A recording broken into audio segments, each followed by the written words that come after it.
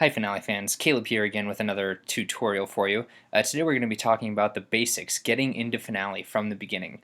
So as soon as you launch your application, it'll show this launch window. You're presented with a couple different options, quite a few actually, setup wizard, default document, etc.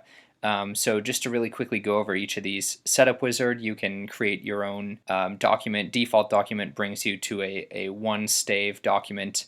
Templates, you can create templates for future reference. For instance, some kind of interesting choir arrangement. Scanning, you can scan in music and the program will notate that music for you as best as it can. Finally, exercised wizard brings you through tutorials of sorts.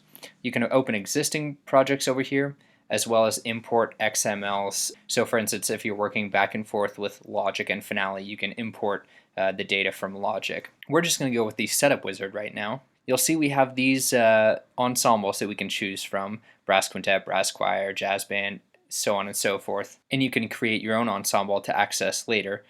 You can also access document styles, engraved styles, handwritten styles. Within band, there are a few different types: marching band, jazz band, etc. Down here, we can choose our score page size as well as our part page size. So usually if I'm doing a larger piece, I'll choose legal, which is 8.5 by 14, but keep the part page size still 8.5 by 11.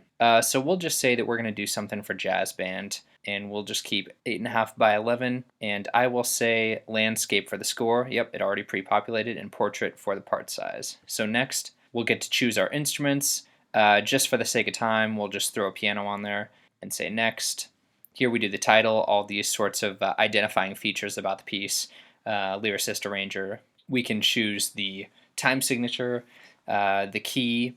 We can choose major or minor or keyless if there's no key center for the piece, specifying initial tempo marking, pickup measures, and the number of measures.